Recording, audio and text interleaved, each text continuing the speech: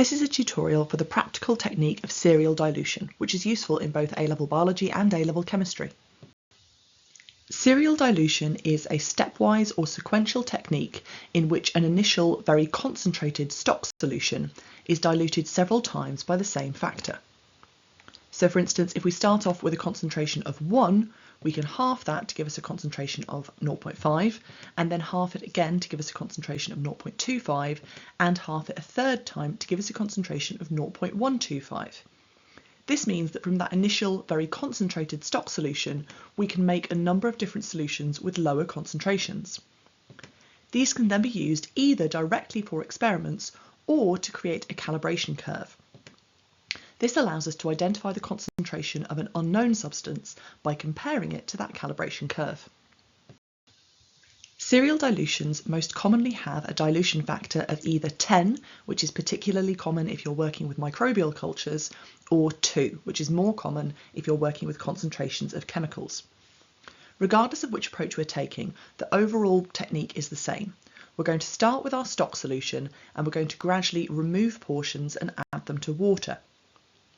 If we're thinking about serial dilution with a factor of 2, then to start with, we're going to need 10 centimetres cubed of our stock solution, and then another few tubes that each contain 5 centimetres cubed of water.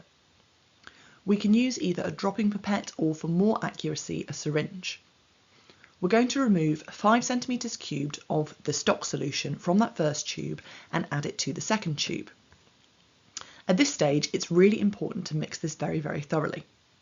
We've now made a second solution which has a concentration that is half of the initial stock solution.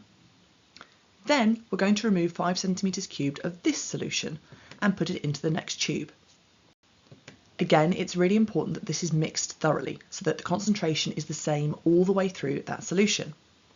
Then again, we're going to remove 5 centimetres cubed from this third tube and add it to the fourth, and then finally move 5 centimetres cubed from that tube to the fifth. Once we've done this, we're going to have 5 centimetres cubed of each one of these solutions, apart from the very last one, which we'll have 10 of.